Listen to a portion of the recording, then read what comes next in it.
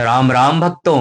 तो आज सुनिए प्रेरक कहानी कंजूसी का परिणाम। एक गरीब ब्राह्मण था।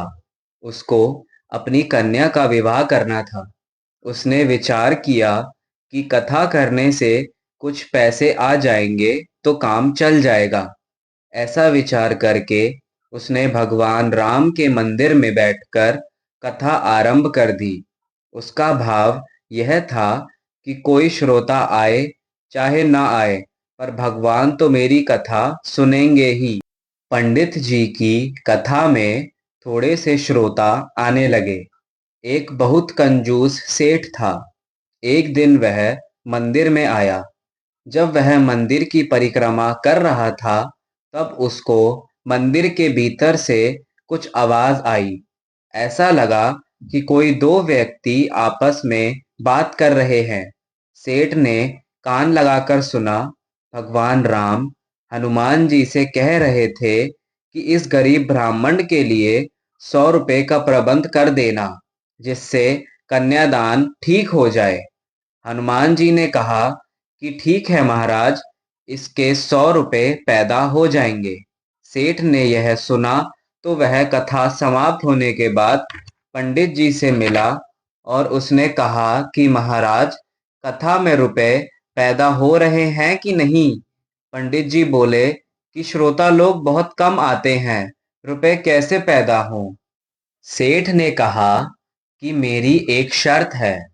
कथा में जितने रुपए आए वह मेरे को दे देना। मैं आपको 50 रुपए दे दूंगा। पंडित जी ने शर्त स्वीकार कर ली। उसने सोचा कि कथा में इतने रुपए तो आएंगे नहीं, पर सेठ जी से 50 रुपए तो मिल ही जाएंगे। पुराने जमाने में 50 रुपए भी बहुत ज्यादा होते थे। इधर सेठ की नीयत यह थी कि हनुमान जी भगवान की आज्ञा का पालन करके इसको 100 रुपए जरूर दिलाएंगे। वे 100 रुपए मेरे को मिल जाएंगे और 50 रुपए मैं दे दूंगा, तो बाकी 50 रुपए मेरे पैदा हो जाएंगे। जो लोभी आदमी होते हैं वे सदा रुपए की ही बात सोचते हैं। इसीलिए भगवान और हनुमान जी की बात सुनकर भी सेठ में भगवान के प्रति भक्ति उत्पन्न नहीं हुई। उल्टे उसने लोभ को ही पकड़ा। कथा की पूर्णहुति होने पर सेठ पंडित जी के पास आया।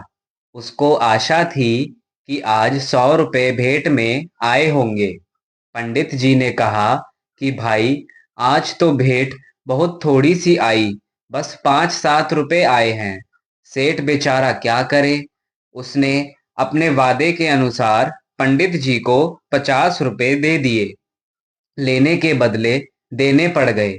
सेठ को हनुमान जी पर बहुत गुस्सा आया कि उन्होंने पंडित जी को 100 रुपए नहीं दिए और भगवान के सामने झूठ बोला। वह मंदिर में गया और हनुमान जी की मूर्ति पर घूंसा मारा।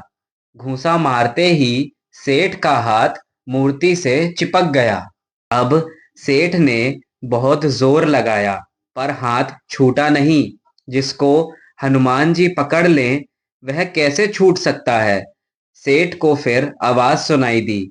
उसने ध्यान से सुना।